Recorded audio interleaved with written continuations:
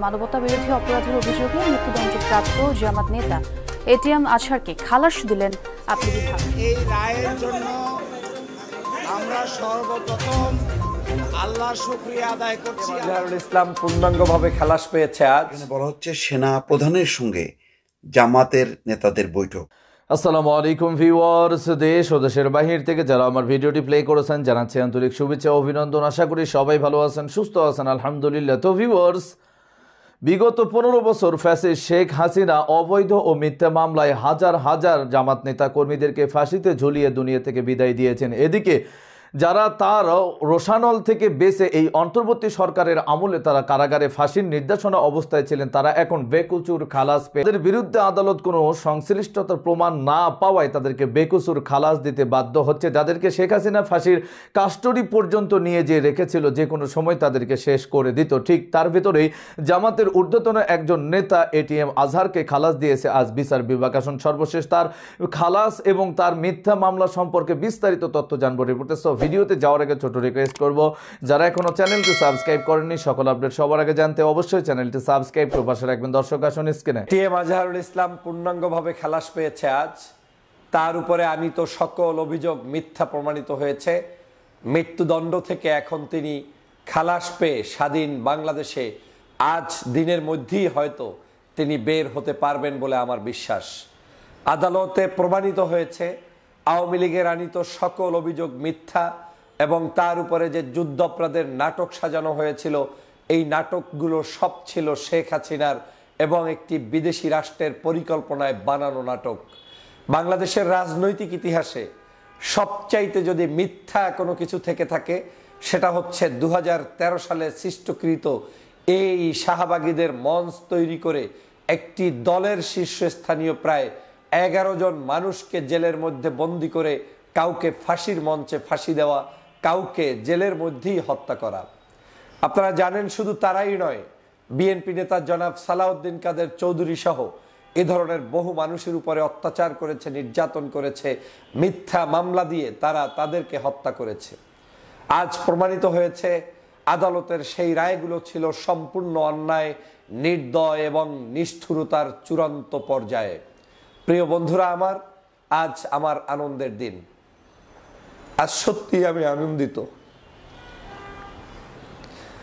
আমি এটিএম আজহারুল ইসলামের এই মুক্তিতে আমি আনন্দিত। কারণ যখন কেউ কথা বলতো না, রাজনৈতিক ভয়ে যখন কেউ কথা বলতো না যে তার ইমেজ নষ্ট হবে, এদের পক্ষে কি কথা বলা যায়, তখন সেই 2013 সালের পর থেকে আমি আমার ক্ষুদ্র জায়গা থেকে টক শোতে অনলাইনে লাইভ করে করে বিরোধিতা করেছিলাম।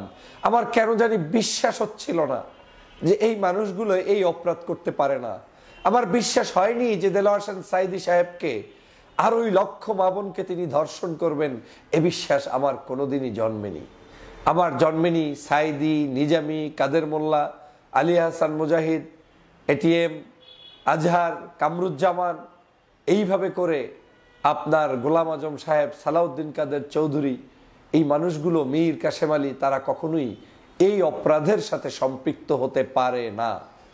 আদর্শিক জায়গা থেকে একজন দ্বন্দ্বে থাকতে পারে, কোনো একজন ব্যক্তির কোনো একটি রাষ্ট্রের পক্ষে বিপক্ষে মতামত ব্যক্ত করতে পারে, কারণ তৎকালীন সময় বৃহত্তর পাকিস্তানের অংশ বিশেষ ছিল বাংলাদেশ।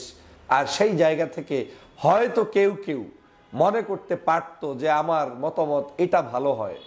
এই মতামত প্রদান কোনো অপরাধ নয়, বরং তাদেরকে যুদ্ধ অপরাধী সাজিয়ে যে তারা লুণ্ঠন করেছে, তারা খুন করেছে, তারা গুম করেছে, তারা হত্যা করেছে, তারা নির্যাতন করেছে, তারা বাড়িঘর পুড়িয়ে দিয়েছে, এই সকল জঘন্য মিথ্যাচার দিয়ে তাদের উপরে জুলুম করা হয়েছে এবং হত্যা করা হয়েছে। আজ প্রমাণিত হয়েছে, আজ যদি সেই মানুষগুলো দুনিয়ার বুকে বেঁচে থাকতেন তাহলে প্রত্যেকেই বীর দর্পে এই জেল বন্দি থেকে বের হয়ে আসতেন বেকসুর খালাস হিসাবে। এরা কেউই অপরাধী নয়, সেটা আজ এটিএম আজহারুল ইসলামের এই রায়ের মধ্য থেকে প্রমাণিত হয়েছে। কি নিষ্ঠুরতা ছিল, কি নিষ্ঠুর ছিল আওয়ামী লীগ। একজনের রায়কে কেন্দ্র করে 200-র অধিক মানুষকে হত্যা করেছে। নিশ্চয়ই মনে আছে দেলোয়ার হোসেন সাঈদী সাহেবের রায়কে কেন্দ্র করে পাখির মতো গুলি করে মানুষ হত্যা করেছিল। মানুষ হত্যা করেই ক্ষান্ত হয়নি, তাদের পরিবারের আত্মীয় স্বজনগুলোকে গুম করেছিল। নিশ্চয়ই মনে আছে আপনাদের আমান আল আজমিকে, যিনি গোলাম আজমের সন্তান, তাকে গুম করে রাখা হয়েছিল প্রায় 8 বছরের অধিক।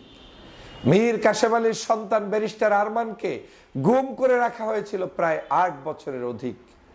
অন্যান্য পরিবারগুলোকে চুপ করে দেওয়া হয়েছে, এমন চুপ করে দেওয়া হয়েছে যে মুখে তালা বদ্ধ করে বসে থাকো, এরকম করে তারা নির্যাতন নিপীড়ন করেছিল। প্রিয় বন্ধুরা আমার, আজ এই বাংলাদেশে এমন নিষ্ঠুরতা চলেছিল, যেই নিষ্ঠুরতার যার সন্তান হারিয়েছে, সন্তান কোথায় আছে তারও খবর নাই, জেলে আছে না মারা গিয়েছে না আয়না ঘরে আছে, সেই রিপোর্টটা আজ পর্যন্ত তার মা বাবা পাচ্ছে না। এদেশে কে ভালো ছিল বলেন? সাংবাদিকের জীবন ভালো ছিল না? একজন সংবাদপত্রের স্বাধীনতার মুক্তভাবে কথা বলতে গিয়ে সেই সাগররুনি হত্যা হয়েছে। আজ 110তম সম্ভবত তাদের মামলা পিছিয়ে যাচ্ছে, এগিয়ে যাচ্ছে। শেখ হাসিনার আমল পর্যন্ত এর বিচার এখনো হয়নি। বাংলাদেশের চৌধুরী আলম বলেন, এরকম করে করে এম ইলিয়াস আলী বলেন, কাকে তারা রক্ষা করেছে? মেজর সিনহা রাশেদকে হত্যা করেছে একজন পুলিশের অফিসার। রাস্তায় শুধুমাত্র ট্রাফিকে তাকে থামিয়ে সেখান থেকে নির্বিচারে গুলি করে ওসি প্রদীপ সেই হত্যাকাণ্ড ঘটিয়েছিল। আপনাদের নিশ্চয়ই মনে আছে। এই ছিল সোনার বাংলাদেশ, যেই বাংলাদেশে সোনা আর ছিল না, এটা একটি জাহান্নামে রূপান্তরিত হয়েছিল। প্রিয় বন্ধুরা আমার, সে বাংলাদেশের ইতিহাস বর্ণনা করলে আসলে আপনারা কোন দিক থেকে আপনাদেরকে বর্ণনা করব? আলেমরা জেলের মধ্যে বন্দী ছিল, অনেকেই এখন ভুলে যায় প্রায় কতবার জামিন থেকে জামিন পায়নি, শত শতবার আবেদন করা সত্ত্বেও সেই মামুনুল হককে জামিন দেওয়া হয়নি তাদেরকে মুক্তি। দর্শক, স্ক্রিনে আমরা সে সম্পর্কে বিস্তারিত জানলাম। এই বিষয়ে আপনাদের মতামত কমেন্টে জানান, কেউ ভিডিওটি স্কিপ করবেন না। এদিকে জামাত নেতা কর্মীদের সঙ্গে সেনাপ্রধান ওয়াকারের বৈঠকের একটি সিদ্ধান্ত গৃহীত হয়েছে। অটোমেটিক্যালি জামাতের ঊর্ধ্বতন কর্মকর্তাদের কাছে সেনাবাহিনীর পক্ষ থেকে এই নোটিশটিও প্রেরণ করা হয়েছে। অন্তর্বর্তী সরকারের সাথে রেশ ধরেই কি জামাতের সাথে সেনাপ্রধানের বৈঠক হবে? বিস্তারিত জানবো রিপোর্টে। আসসালামু আলাইকুম দর্শক, খুবই গুরুত্বপূর্ণ একটি খবর আপনাদেরকে শেয়ার করছি অনেক রাতে। বুঝতেই পারছেন যে জরুরি বলেই এবং গুরুত্বপূর্ণ মনে করছি বলেই আপনাদের সামনে হাজির হয়েছি। খবরের শিরোনাম বলি, আজকের পত্রিকায় কিছুক্ষণ আগে আপ হয়েছে, সেখানে বলা হচ্ছে সেনা প্রধানের সঙ্গে জামাতের নেতাদের বৈঠক। দর্শক, বুঝতেই পারছেন যে এটা কোনো স্বাভাবিক ঘটনা না, অস্বাভাবিক পরিস্থিতিতেই এই ধরনের বৈঠক চলে এবং গত কিছুদিন থেকে একটা টালমাটাল অবস্থা ছিল, যার প্রেক্ষিতে রাজনৈতিক দলগুলোর সঙ্গে ডক্টর মোহাম্মদ ইউনূসের বৈঠক হয়েছে। সেই বৈঠক থেকে কী ফয়সালা এসছে সেটা কিন্তু এখনও প্রকাশ হয়নি, কিন্তু বাহ্যিকভাবে যে পরিস্থিতি সেটার কিন্তু খুব একটা উন্নতি হয়নি। সচিবালয় থেকে শুরু করে বিভিন্ন জায়গায় যে আন্দোলন সংগ্রাম চলছে, এমনকি ইশরাক হোসেনকে পর্যন্ত শপথ নেয়নি। তার মানে সরকার তার অবস্থানে হয়তো অটল আছে। প্রেস সেক্রেটারিও বলেছেন যে সেই জুন থেকে ডিসেম্বর থেকে জুন, অর্থাৎ ডক্টর মোহাম্মদ ইউনূস পুনর্বিবেচনা করছে রাজনৈতিক দলগুলোর সঙ্গে আলাপ আলোচনার ভিত্তিতে আজকে বা কালকের মধ্যেই রোডম্যাপ দেবেন নির্বাচন এবং সংস্কারের বিষয়ে। এমন কিন্তু অ্যানাউন্সমেন্ট নেই, বরং তিনি জাপান সফরে যাচ্ছেন। এর ফলে কি হচ্ছে, যেখানে অধিকাংশ রাজনৈতিক দল বলছে যে নির্বাচনে একটা সুনির্দিষ্ট তারিখ হওয়া উচিত, কিন্তু কোনোভাবেই এই অবস্থানে আসতে চাচ্ছেন না ডক্টর মোহাম্মদ ইউনূস। এই প্রেক্ষিতে আজকে সেনা সদরও একটা বিবৃতি দিয়ে বলেছে সরকারের সাথে কোনো বিরোধ নেই, তবে সার্বভৌমত্ব এবং করিডোর প্রশ্নে কোনো রকম আপোষ করা হবে না। অর্থাৎ সরকারের সাথে কোনো বিরোধ নেই, সেনাবাহিনী তার নিজের অবস্থানে অটল আছে এবং ধারণা দিয়েছে যে করিডোর সম্পর্কে সেনাপ্রধান যেটি বলেছে, অর্থাৎ নির্বাচিত সরকার সেই ব্যাপারে ফয়সালা করবে, তার আগে অন্য কোনো সরকার না, সেটা সেই মেসেজটা সেনাপ্রধান আগেই দিয়েছেন। নির্বাচনটা হওয়া উচিত ডিসেম্বরের মধ্যে, সেটাও তিনি বলেছেন। এবং বন্দর, চট্টগ্রাম বন্দর বিদেশিদেরকে দেয়া যাবে না, বা এই বিষয়ে সিদ্ধান্তটা নেবে হচ্ছে নির্বাচিত সরকার। এইরকম অবস্থা যখন আলোচনা হচ্ছে যে সেনাবাহিনীর সঙ্গে বা সেনাপ্রধানের সঙ্গে ডক্টর মোহাম্মদ ইউনূসের কোনো দ্বন্দ্ব সংঘাত হলো কিনা, রাজনৈতিক দলগুলোর সঙ্গে দূরত্ব বাড়লো কিনা। আমির খাসরুম আহমদ চৌধুরী বলেছেন যে গণতন্ত্রের উত্তরণের বিষয়ে যদি সেনাপ্রধান বক্তব্য রাখেন তাহলে সমস্যা কী। এমন অবস্থায় জামাত ইসলাম গত কিছুদিন থেকে মুরব্বী বা অভিভাবকের দায়িত্বের মতন কথা বলছিল। তারা বলছিল যে ফ্যাসিবাদ বিরোধী সমস্ত শক্তিকে ঐক্যবদ্ধ থাকতে হবে, কোনোভাবে ফাটল ধরানো যাবে না। এবং তারাও বলছিল যে নির্বাচনে রোডম্যাপ এবং সংস্কারের রোডম্যাপ দিতে হবে। এমন একটা অবস্থায় রাতের বেলায় বৈঠক করেছেন জামাতের নেতারা সেনাপ্রধানের সঙ্গে। শনিবার রাতে দলের আমির ডাক্তার শফিকুর রহমান এবং নায়েবে আমির সৈয়দ আবদুল্লাহ মোহাম্মদ তাহের এই বৈঠকে অংশ নেন বলে দলের একটি সূত্র নিশ্চিত করেছে। বৈঠকের বিষয়ে জানতে চাইলে আবদুল্লাহ মোহাম্মদ তাহের জানান, আসলে এটা তো সৌজন্য সাক্ষাৎ ছিল, আর সামগ্রিকভাবে বর্তমান পরিস্থিতির ব্যাপারে কিছুটা কথাবার্তা হয়েছে। এই তো কী কী বিষয়ে আলোচনা হয়েছে জানতে চাইলে তিনি বলেন, সেনাপ্রধান বা সেনাবাহিনীর কারোর সঙ্গে আমাদের ফরমালি কোনো আলোচনা হয়নি। নির্বাচন বা অন্য রাজনৈতিক বিষয়ে আলোচনা হয়েছে কিনা এমন প্রশ্নের জবাবে তাহের বলছেন, যতটুকু বলেছি তাই, এর বেশি কিছু বলতে পারবো না। তার মানে এটা বোঝাই যায় যে এটা বডি ল্যাঙ্গুয়েজটা হলো এই যে অনেক বিষয়ে আলোচনা হয়েছে, কিন্তু যেহেতু ইনফর্মাল, আনুষ্ঠানিক না, এবং এই ব্যাপারে বক্তব্য দিতে গেলে অনেক রকম রাজনৈতিক জটিলতা, প্রশ্ন আসতে পারে, একটা অস্থিরতাও তৈরি হতে পারে সরকারের ভেতরে, সুতরাং এই বিষয়ে তারা আর মুখ খুলছেন না। সম্প্রতি জাতীয় নির্বাচনের রোডম্যাপ প্রশ্নে অস্থির হয়ে ওঠে রাজনৈতিক প্রেক্ষাপট। এরপর প্রধান উপদেষ্টার পদত্যাগের খবরে আরও ঘনীভূত হয় পরিস্থিতি।